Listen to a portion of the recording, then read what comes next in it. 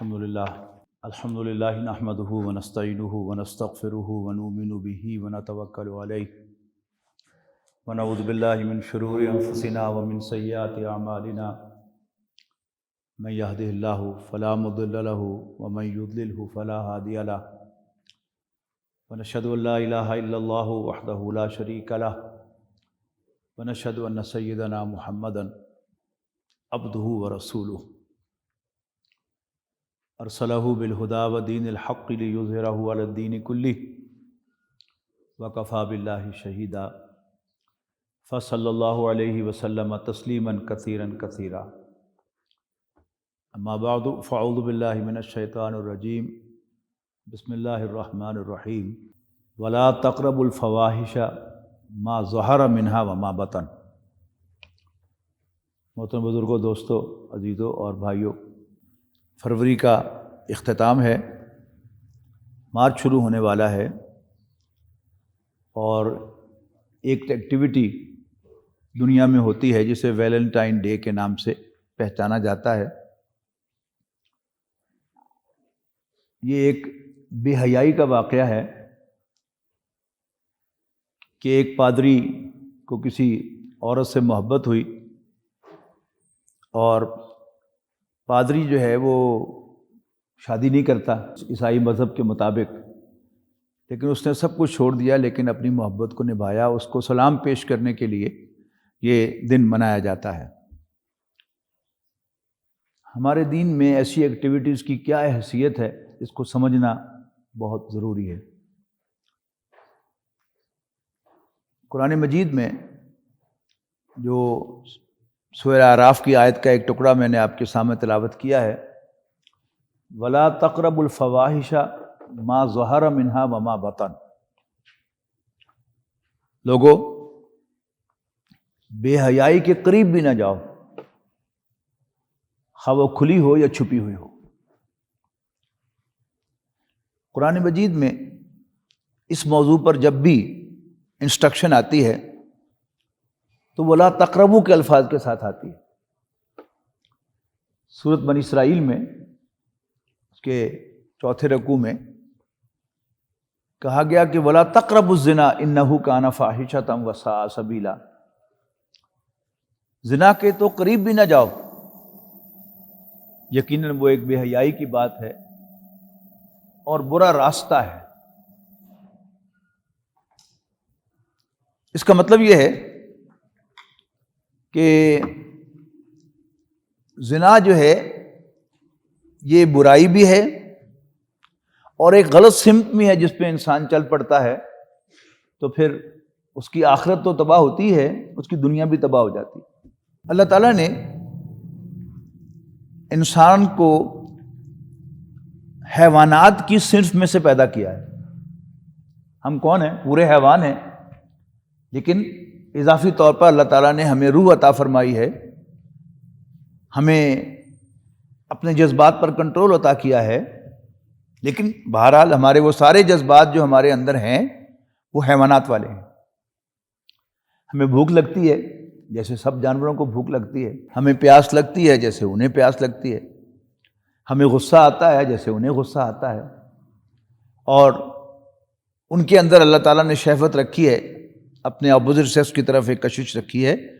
یہی معاملہ ہمارا ہے۔ البتہ حیوان اور انسان میں جو بنیادی فرق ہے وہ کیا ہے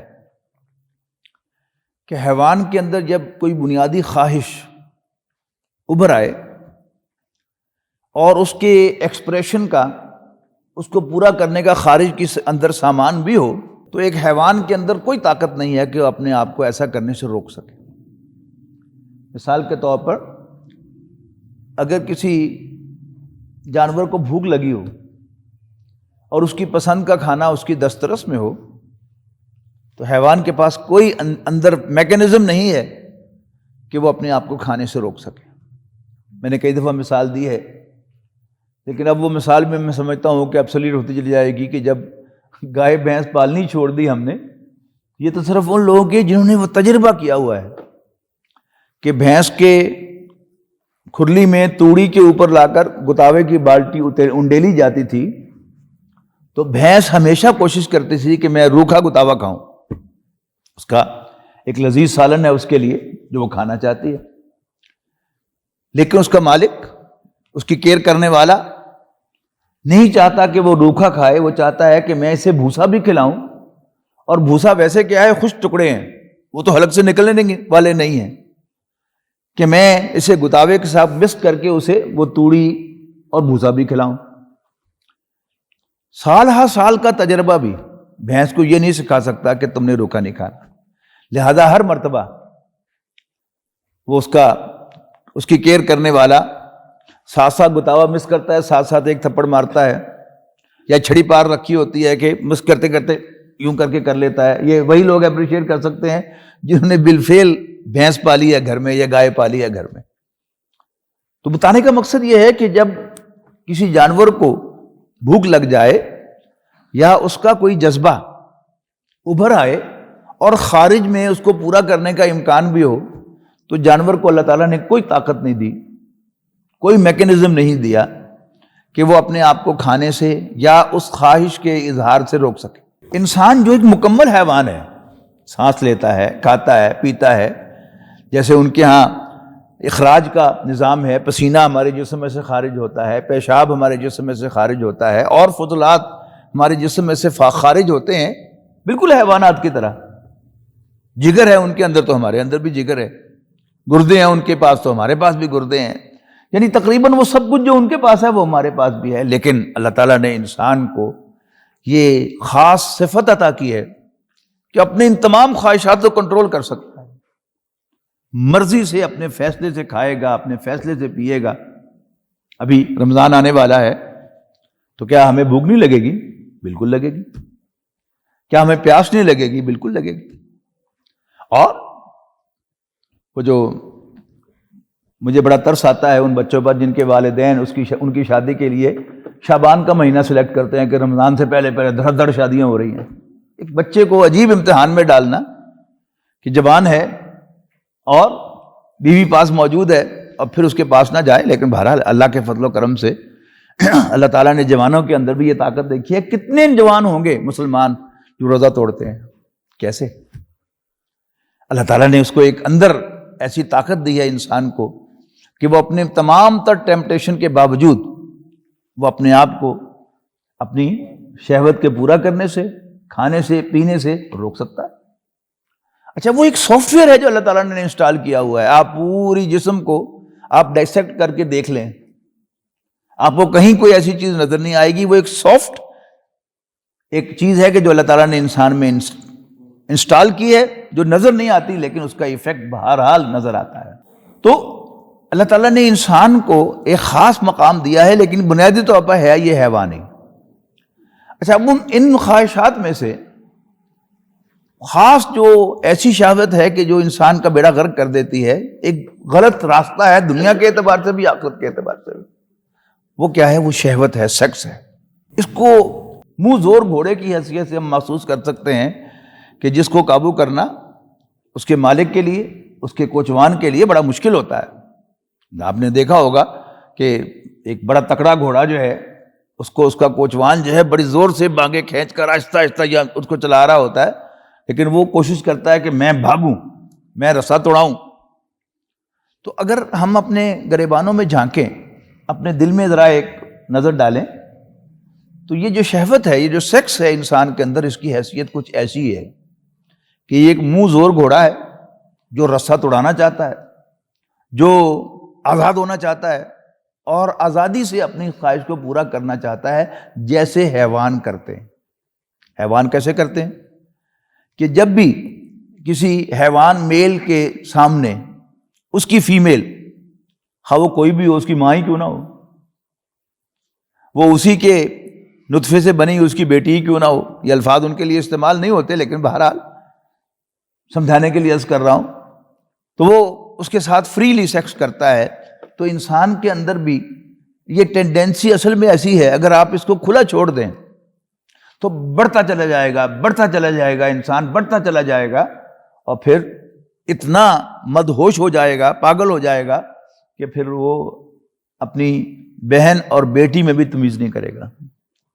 تو کیا ایسے واقعات آن ریکارڈ نہیں؟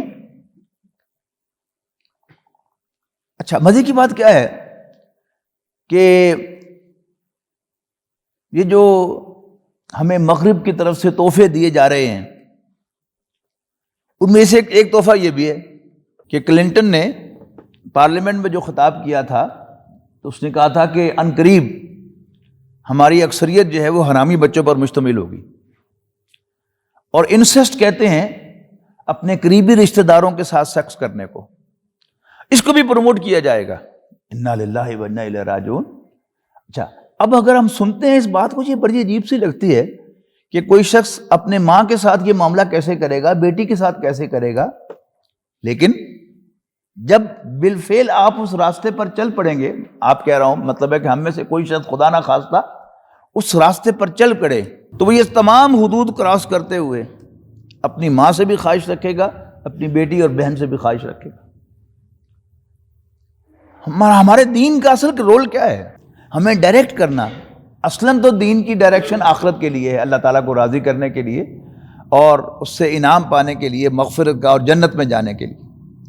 لیکن اس دنیا میں بھی اگر ہم اپنے دین کی انسٹرکشنز پر، قرآن مجید اور سنت رسول صلی اللہ علیہ وسلم اور آپ کی سیرت کو اپنے سامنے رکھ کے زندگی گزارتے ہیں تو ہماری دنیاوی زندگی بھی بہت پرسکون ہو جاتی ہے۔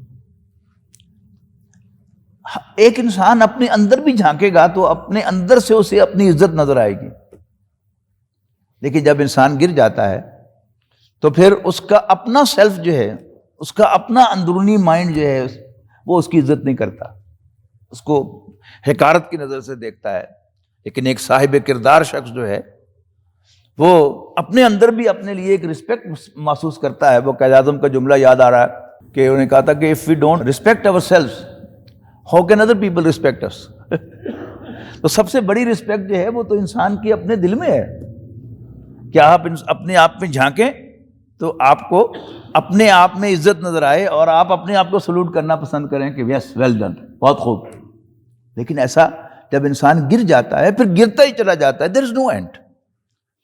تو ہمارے دین نے اس مضمون کو بڑی اہمیت دی ہے، یعنی قرآن مجید میں جہاں بھی کہا گیا وَلَا تَقْرَبُوا کے الفاظ استعمال کیے گئے، اور انٹرسٹنگلی قرآن مجید میں یہ الفاظ نہیں ہے کہ وَلَا تَزْنُوا، زنا نہ کرو۔ کیوں؟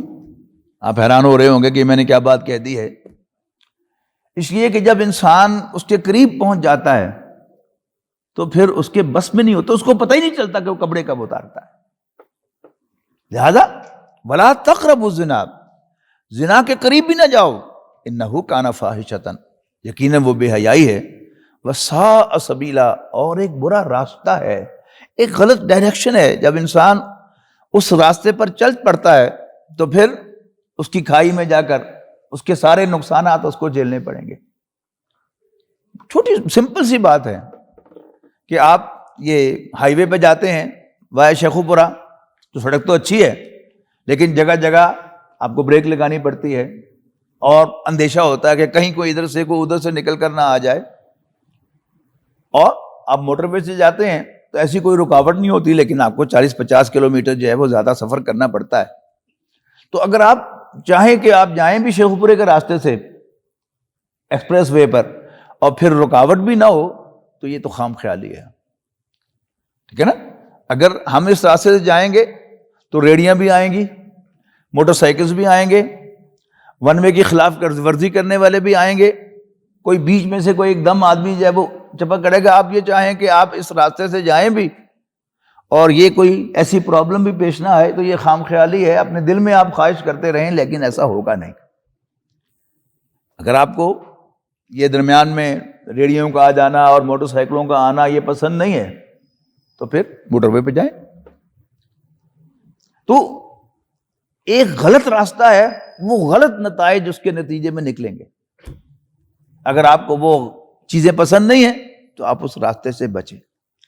قرآن مجید میں اس کی کیا اہمیت ہے، اب ذرا میں اس کی طرف آپ کی توجہ مبذول کراتا ہوں کہ ایک تو ہمیشہ ولا تقربوا سے کہا گیا ہے، ولا تقربوا الفواحش ما ظہر منها ما بطن۔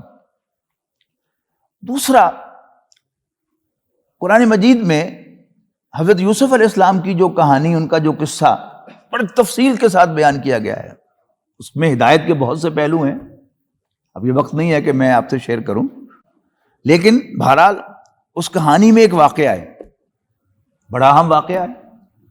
وہ کیا ہے کہ جب حضرت یوسف کے بھائیوں نے ان کو والد صاحب کی نظروں سے دور کرنے کے لیے ایک کنویں میں پھینک دیا، گہرے کنویں میں، اور اس کو ایک قافلے والوں نے، یہی وہ چاہتے تھے، نکالا، اور پھر انہوں نے کہا کہ تم نے خریدنا ہے یہ، تو کتنے پیسے دیتے ہو؟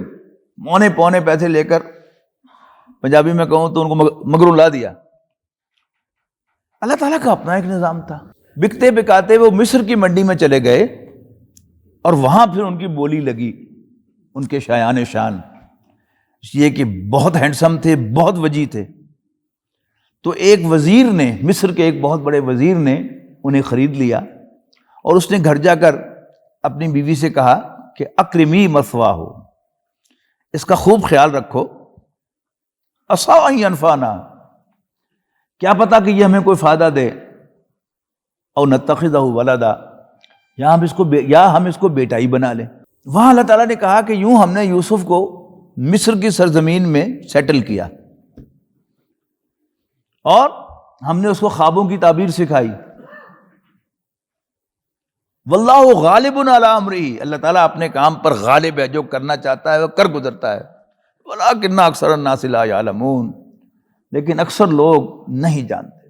مجھے یہ آیت بڑی پسند ہے کہ جیسے وہ لوڈو کا کھیل ہوتا ہے نا، وہ سانپوں اور سیڑھیوں والا، کہ قدم قدم پر یوسف علیہ السلام کو کوئی کاٹتا تھا، لیکن اللہ تعالیٰ نے انہیں ایک سیڑھی عطا کی، وہ کیا تھی؟ خوابوں کی تعبیر۔ 2 خوابوں کی تعبیر بتائی، اور جیل سے سیدھے جو ہے مصر کے سب سے اونچے ایوان میں پہنچ گئے۔ یہ اللہ تعالیٰ کی پلاننگ ہے۔ جیسے اللہ تعالیٰ نے نبی اکرم صلی اللہ علیہ وسلم کو بظاہر مکہ مکرمہ سے نکلوا دیا، بظاہر دیکھنے والا کیا کہے گا کو ہو، اور یہی مغربی مفکرین نے کیا ہے کہ نبی اکرم صلی اللہ علیہ وسلم کی اس کو ناکامی قرار دیا ہے، لیکن انہیں کیا پتا کہ یہ ان کے رب کی پلاننگ تھی کہ یہاں سے نکال کے مدینے لے جاؤ، پھر 7.5 سال کے بعد اللہ تعالیٰ اپنے پیغمبر کو فاتح کی حیثیت سے لے کر آیا۔ برا یہ تو ایک ضمنی بات تھی۔ حضرت یوسف علیہ السلام ایکسٹرا آرڈنری ہینڈسم تھے۔ یہ بات ذہن میں رکھیے گا کہ اللہ تعالیٰ نے مرد اور عورت 2 مختلف وجود پیدا کیے ہیں، وہ جینیٹیکلی ایک دوسرے سے مختلف ہیں۔ ہر انسان کا جسم جو ہے وہ سیل سے بنا ہے، تمام جاندار کا سیل سے بنا ہے، اور سیل کے 3 جو سیگمنٹس ہیں، سیل وال ہے، پروٹوپلازم ہے، اور پھر نیوکلیس ہے۔ نیوکلیس کے اندر کروموسومز ہوتے ہیں۔ یہ کیا ہے؟ یہ سیل کا سافٹ ویئر ہے، یعنی سیل جو ہے ایکٹ کرتا ہے اس کے مطابق۔ جیسے کمپیوٹر کوئی بھی ہو، وہ لیپ ٹاپ ہو، وہ ڈیسک ٹاپ ہو، یا نوٹ بک ہو، یا وہ ہمارا اینڈرائڈ فون ہو، اس کی ایل سی ڈی ہمیں وہی دکھاتی ہے جو اس کے اندر سافٹ ویئر ہوتا ہے۔ تو کروموسوم جو ہے یہ سافٹ ویئر ہے۔ اللہ تعالیٰ نے اس لیول پر مرد اور عورت کو ڈفرینٹ بنایا ہے۔ عورت کے تمام سیلز میں سب کے سب کروموسوم ایکس ہوتے ہیں، جبکہ مرد کے ہر سیل میں ایک کروموسوم وائی بھی ہوتا ہے، یعنی ان جوڑوں میں سے ایک جوڑا ایکس وائی ہوتا ہے۔ اور سیل کتنے ہیں انسان کے جسم میں؟ اپ ٹو 50 ٹریلینز، تھاؤزنڈز نہیں، ملین نہیں، بلین نہیں، اپ ٹو 50 ٹریلینز۔ تو ذرا کیلکولیٹ کر کے دیکھیے گا، 1/46 کو ذرا ضرب دے کے دیکھیں 50 ٹریلین سے کتنی بڑی فگر آتی ہے۔ اتنا فرق ہے مرد اور عورت کے درمیان۔ اگر یہ نقطہ ہماری سمجھ میں نہ آئے تو پھر ہمیں دین کا یہ نظام بھی سمجھ میں نہیں آ سکتا کہ اللہ تعالیٰ نے عورت پر اتنی پابندیاں کیوں لگا دی ہیں، اور مرد جو ہے وہ کھلا پھرتا ہے۔ ایسا معلوم ہوتا ہے کہ جیسے معاذ اللہ تعالیٰ نے کوئی عورت کے ساتھ زیادتی کی ہو، حالانکہ آپ غور سے دیکھیں گے تو اللہ تعالیٰ نے عورت پر بہت بڑا احسان کیا ہے، اس کو مرد سے بچانے کے لیے، کہ جو میں سخت لفظ استعمال کر رہا ہوں اس کے لیے بھیڑیے سے کم نہیں ہے۔ اچھا، نارملی کیا ہوتا ہے کہ مرد جو ہے وہ عورت کے بارے میں کریزی ہوتا ہے، سورہ آل عمران کی آیت نمبر 14 میں ایک لسٹ دی گئی کہ مردوں کے لیے کیا کیا چیزیں پرکشش ہیں. سب سے پہلے عورت کا ذکر ہے، پھر بیٹے کا ذکر ہے، پھر مال و دولت کے ڈھیر، پھر عمدہ نسل کی سواری، عمدہ نسل کے گھوڑے یعنی برانڈڈ رائڈ، اور اس کے بعد پھر کھیتی اور مویشی آخری عمر میں جا کر. لیکن سورہ حج کی ابتدائی 2 آیات کو پڑھنے سے پتہ چلتا ہے کہ عورت کی جو سب سے بڑی کمزوری ہے وہ اس کی اولاد ہے. سورہ حج کے آغاز میں فرمایا گیا یا ایھا الناس اتقوا ربکم الذی خلقکم من نفس واحدۃ وخلق منها زوجها یا ایھا الناس اتقوا ربکم ان زلزلۃ الساعۃ شیء عظیم. اے لوگو اپنے رب سے ڈرو، بے شک قیامت کا زلزلہ بڑی ہاربل شے ہے. یوم ترونھا، جب تم اسے دیکھو گے، تذہل کل مرضعۃ عما ارضعت، تم پاؤ گے کہ ہر دودھ پلانے والی اپنے بچے کو دودھ پلانا بھول جائے گی. اس دنیا میں نہیں بھولتی. وہ ایک خاتون نے مجھے کہا میرے اس درس کے ریسپانس میں، ہماری ٹیچر تھی وہاں ڈینٹل کالج میں، تو نے بتایا مجھے کہ ایک دفعہ زلزلہ آیا تو میری چارپائی ہلی تو میں جاگی تو میرے شوہر وہ پاک پھڑے کلمہ پڑھ رہے تھے، کانپ رہے تھے، لیکن میں اٹھی بعد میں، لیکن پہلے میرا ہاتھ اپنی بچی پر گیا. یہ ماں کی نیچر ہے. تو اللہ تعالیٰ نے عورت کو مرد کی کمزوری بنایا ہے، اور پہلے بھی کئی دفعہ میں نے ذکر کیا ہے کہ میرے تجزیے کے مطابق مرد کی 99% موومنٹ، 99% موومنٹ، انوالنٹری موومنٹ، وہ وومن اورینٹڈ ہوتی ہیں، عورت کے پیچھے ہوتی ہیں. وہ بس میں بھی سفر کر رہا ہے تو اگر ایک سیٹ چھوڑ کر ایک خاتون بیٹھی ہوئی ہے تو اس کے دل میں یہ چیز جو ہے وہ رہے گی کہ خاتون ہے، میں کوئی ایسی حرکت کروں جس سے وہ امپریس ہو. یہ ساری تجزیہ کریں گے تو آپ محسوس کریں گے یار بڑی گھٹیا حرکت ہے جو میں کر رہا تھا، لیکن بہرحال دیانتداری کے ساتھ کہیں گے تو بہرحال آپ مانیں گے کہ حرکت ہو رہی ہے. جبکہ اس کے مقابلے میں عورت جو ہے وہ مرد کے لیے کریزی نہیں ہے. عورت جو ہے وہ اس کی کمزوری اس کا بچہ ہے، اور ہم مرد جو ہیں وہ جیسے عورتوں کے سلسلے میں کریزی ہیں جس کا میں نے ابھی ذکر کیا. اگر ہم یہ بات نہیں سمجھیں گے کہ مرد اور عورت 2 مختلف وجود ہیں تو ہم یہ ازیوم کر لیں گے کہ عورتیں بھی شاید ہمارے لیے کریزی ہیں، حالانکہ ہوتی نہیں ہیں. مرد جو ہیں وہ عورت کا اتنا سا ہاتھ بھی نظر آ جائے تو انہیں کچھ محسوس ہوتا ہے. بلکہ وہ ایک بڑی صحیح بات میں کرنے لگا ہوں کہ آپ جا رہے ہوں سڑک کے اوپر اور آگے ایک موٹر سائیکل پر ایک خاتون بیٹھی ہوئی ہو، تو مرد جو ہے وہ دعائی کرتا رہتا ہے کہ اللہ کرے کہ جھٹکا لگے اور اس کا یہاں سے تھوڑا سا پیٹ مجھے نظر آ جائے. ملنا کیا ہے اس سے، لیکن اٹس اے فیکٹ کہ مرد یہ خواہش رکھتا ہے. انکار کر دیں آپ نے کرنا ہے تو یہ خواہش ہے انسان کے اندر، لیکن عورت جو ہے وہ کریزی نہیں ہے. آج ہی میں اسی دن کے حوالے سے، کیونکہ ویلنٹائن ڈے ہے تو ابھی اسکین کالج میں میرا لیکچر تھا، تو میں نے بچیوں کو صاف صاف الفاظ میں کہا ہے. میں نے کہا یہ آپ لوگ آ رہے تھے کالج تو راستے میں کئی کنچی رکشے آپ کو ملے جہاں سواریاں بیٹھی ہوئی تھیں، اور بہت سے مرد بھی ہوں گے، بہت سی عورتیں بھی ہوں گی.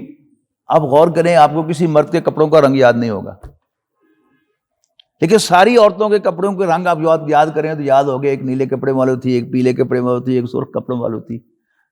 What's this؟ یہ حقائق ہیں. کسی بات کو سمجھنے کے لیے پہلا سٹیپ کیا ہے؟ Be honest to yourself. اپنے ساتھ دیانتداری، اپنے آپ کو دھوکہ نہ دیں، محسوس کریں اور جو کمزوری ہے اسے مانیں کہ ہاں یہ میرے اندر کمزوری ہے. پھر اللہ تعالیٰ سے دعا مانگے کہ اللہ تعالیٰ مجھے حقائق کی خبر دے دے. حضور صلی اللہ علیہ وسلم کی بڑی خوبصورت دعا ہے، اللہم ارنی حقیقت الاشیاء کما ہی. اے اللہ مجھے چیزوں کی اصل حقیقت جیسے وہ ہے دکھا دے. لہذا اللہ تعالیٰ نے پورا ایک نظام دیا ہے، سیگریگیشن کا نظام، سطر کا نظام، حجاب کا نظام، اور کیا کیا انسٹرکشن دیے ہیں. نبی اکرم صلی اللہ علیہ وسلم کی ازواج کو سورۃ الاحزاب میں مائیں ڈکلیئر کیا گیا ہے کہ نبی صلی اللہ علیہ وسلم کی بیویاں تمہاری مائیں ہیں. اور وہی کہا گیا کہ تم نبی کے بعد بھی ان میں سے کسی کے ساتھ نکاح نہیں کر سکتے جیسے ماں سے نکاح نہیں کیا جاتا. یٹ، اب یہ بہت بڑا یٹ ہے. اس کے باوجود اسی صورت میں کہا گیا ازواج مطہرات کو انسٹرکشن دیتے ہوئے کہ اگر مردوں سے کہا کہ اگر تمہیں ان سے کچھ سوال کرنا ہو، کوئی چیز مانگنی ہو، فَاسْأَلُوهُنَّ مِنْ وَرَاءِ حِجَابٍ، تو ان سے پردے کے پیچھے سے سوال کرو یا پردے کے پیچھے سے مانگو. آپ کو اب مضامین ملیں گے، کچھ مذاکرے ملیں گے جن میں کہا جائے گا قرآن مجید میں پردے کا کوئی ذکر نہیں ہے، لیکن آنکھوں سے کھول کر پڑھ لیجئے سورہ احزاب میں سے فَاسْأَلُوهُنَّ مِنْ وَرَاءِ حِجَابٍ. اور اس سے بھی بڑی انسٹرکشن ازواج مطہرات سے کہا گیا وَلَا تَخْضَعْنَ بِالْقَوْلِ، اور اپنی گفتگو میں، اپنے قول میں نرمی اختیار نہ کرو، کڑک لہجہ اختیار کرو. اور اس میں کہا کرتا ہوں، خود اپنا تجربہ ہم سب کا دیکھیں، غور کریں کہ عورت کی گفتگو میں نرمی ہو تو ہمارا رسپانس کیا ہوتا ہے، اور عورت کے کلام میں سختی ہو تو ہمارا رسپانس کیا ہوتا ہے. آپ نے کہیں کسی دوست کو فون کیا، وہاں سے کسی خاتون نے فون اٹینڈ کیا، آپ نے پوچھا کہ فلاں ہے، اس نے آگے سے کہا ہیلو، آپ پوچھیں گے فلاں ہے، انہوں نے کہا نہیں ہے، بس فوراً آپ فون بند کر دیں گے کہ میں پھر کر لوں گا. لیکن اگر کسی خاتون نے نرم لہجے میں کہا ہیلو، آپ پوچھیں گے فلاں ہے، وہ کہے گی نہیں. آپ پوچھیں گے کہاں گیا ہے، وہ کہیں گی بتا کر نہیں گیا. اب بات تو مکمل ہو گئی. اب پھر سوال کریں گے کب آئے گا، اور پھر کہے گی کوئی پتہ نہیں. اب پھر اچھا بتا کر نہیں گیا. یہ ڈفرنس جو ہے جب اب تک آپ اپنے اندر محسوس نہیں کریں گے، آپ کو یہ مسئلہ کبھی سمجھ میں نہیں آئے گا. استاد ہے، بچیاں بھی اس سے پڑھتی ہیں، بچے بھی اس سے پڑھتے ہیں، پروفیسر ہے کالج میں، یونیورسٹی میں. کوئی لڑکا سوال پوچھے گا تو وہ اس کو 2 منٹ میں فارغ کر دے گا.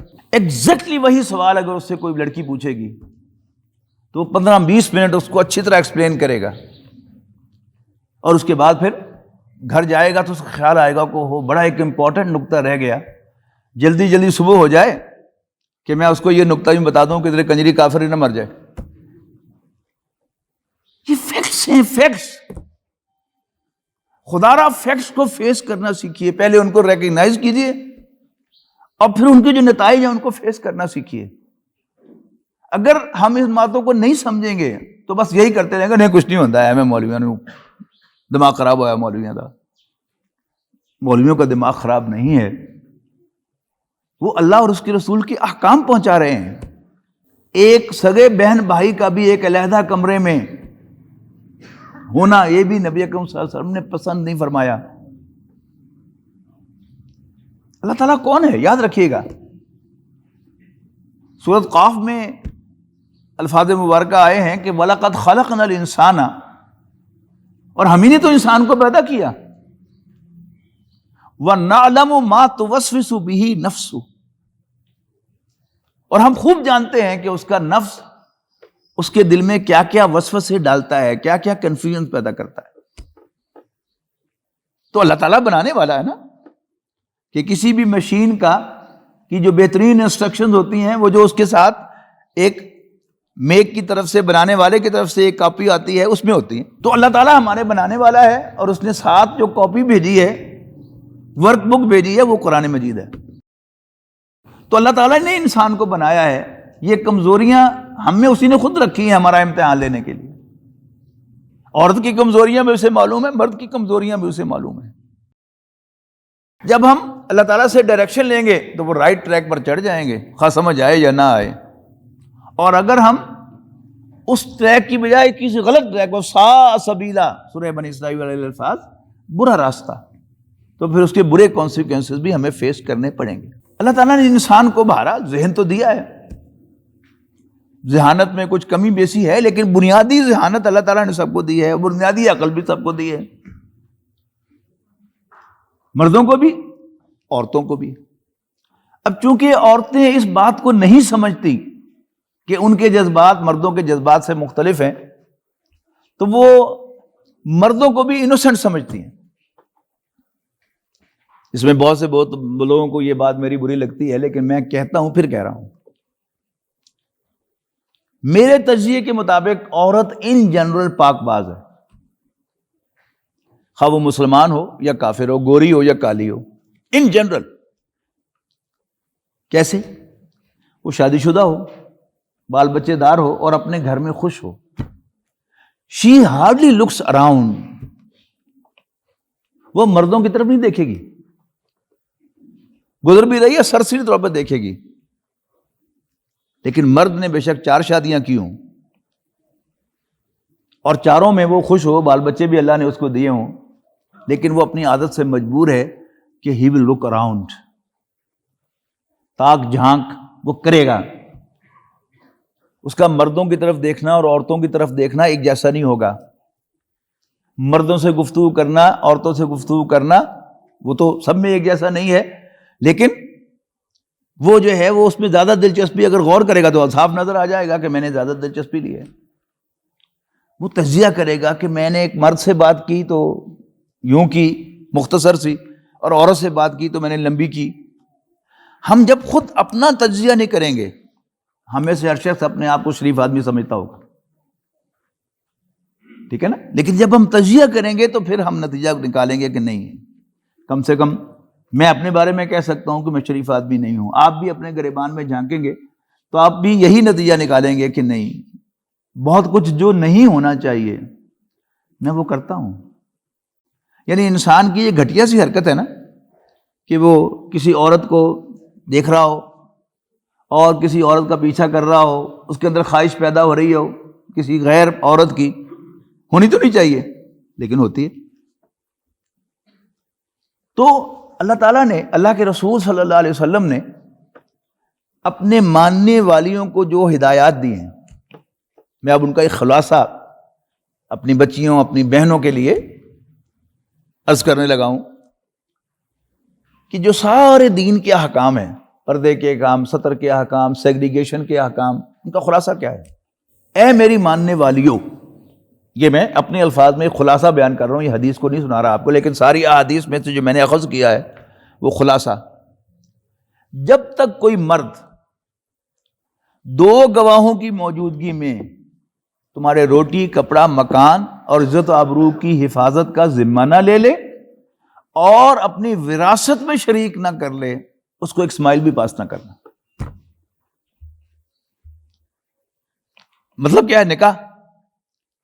نکاح سے ایک شخص، ایک مرد ایک عورت کے روٹی، کپڑا، مکان اور عزت آبرو کی حفاظت کا ذمہ لیتا ہے، اور وہ عورت پھر اس کی وراثت میں بھی دینی نقطہ نگاہ سے شریک ہو جاتی ہے۔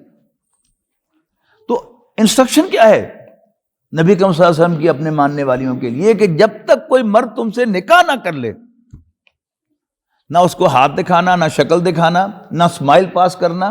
کیوں؟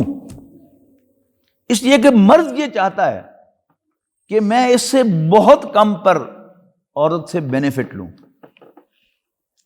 کبھی اس کو ایک کپ چائے پلا کر، کبھی پیزا کھلا کر، کبھی کوئی کولڈ ڈرنک پلا کر، اور اس سے تو آپ بات بہت آگے چلی گئی، صرف اس کی تعریف کر کے۔ بڑا زبردست کمبینیشن پہنا ہے۔ اب عورت جو ہے وہ اپنی انوسنس میں سمجھے گی کہ واقعی میں نے کوئی بڑا زبردست کمبینیشن پہنا ہوا ہے، اور یہ تو بڑا میرا خیال مجھ سے امپریسڈ ہے۔ اچھا، جس لڑکی نے کوئی میک اپ نہیں کیا ہوا اور سادہ لباس پہنتی ہے، وہ اس کو بھی تعریف کرے گا، واہ بھائی واہ، اللہ کا دیا ہوا حسن اپنا ہی ہوتا ہے۔ وہ پھر اس کے گرفتار ہو گئی اس کے۔ تو کئی طریقے، ادھر سے بھی ادھر سے بھی، اس کے ساتھ گفتگو کر کے، اس کے ساتھ بیٹھ کر، اس کی سمائلز لے کر۔ اور عورت کی سمائلز ہی نہیں ہے جو مرد کو پسند ہے، روتی ہوئی بھی اچھی لگتی ہے۔ وہ ایک ہماری فیملی کا واقعہ ہے کہ چنیوٹ میں ایک خاتون تھی، میں تو نہیں ان کو دیکھا، لیکن بہرحال میری بیوی نے بتایا کہ بڑی خوبصورت تھی۔ تو ان کی والدہ کا انتقال ہوا، تو ظاہر ہے ہماری فیملی سے فیملی ٹرمز تھے، تو میری ایک تایازاد بہن جو مجھ سے بہت بڑی ہیں وہ بھی گئی ہوئی تھی، تو انہوں نے بعد میں آ کر عورتوں میں تبصرہ کیا کہ جی فلانے دی بیوی روندی بھی سونی لگتی پئی آئی، ساڑیاں ماما ہسدیاں بھی کوڑیاں لگتی ہیں تو روندیاں بھی کوڑیاں لگتی ہیں۔ تو عورت کا اسمائل بھی اٹریکٹیو اور اس کا رونا بھی اٹریکٹیو۔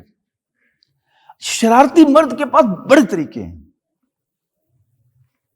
اللہ بچائے، یعنی وہ اگر عورت سے ایک ملاقات کرے گا نا، شرارتی مرد، شکاری قسم کا مرد جو ہوتا ہے، وہ اس کے ساتھ تعارف اس کا حاصل کرے گا، بظاہر اپنا بھی کچھ بتائے گا، جی ہم اتنے بہن بھائی ہیں، پھر اب اس کو یعنی آمادہ کرے گا کہ وہ بھی اپنا تعارف کروائے، اور وہ اپنے گھر کی پرابلم بتائے گی کہ جی بس ہمارے باپ نے دوسری شادی کر لی تھی، اور بس ہماری ماں نے ہی ہمیں پالا ہے، اور وہی ماشاءاللہ جو ہے انہوں نے مجھے یونیورسٹی تک پہنچایا ہے۔ اب اس نے نوٹ کر لیا کہ یہ ٹینڈر پوائنٹ ہے اس لڑکی کا، اب اس کے ساتھ وہ رسم و راہ بڑھائے گا، اور کبھی جو ہے آپ چلے جائیں یونیورسٹیز کے اندر، یعنی فارغ پیریڈ میں جیسے دو لڑکے آپس میں گپ شپ لگاتے ہیں، لڑکا لڑکی بھی گپ شپ لگاتے ہیں، اب وہ جب علیحدہ ہوگی پھر چھیڑے گا وہ ٹاپک کہ ہو یہ لوگ بڑی زیادتی کرتے ہیں جو دوسری شادی کرتے ہیں، میرا جی چاہتا ہے کہ میں ایسا کر دوں۔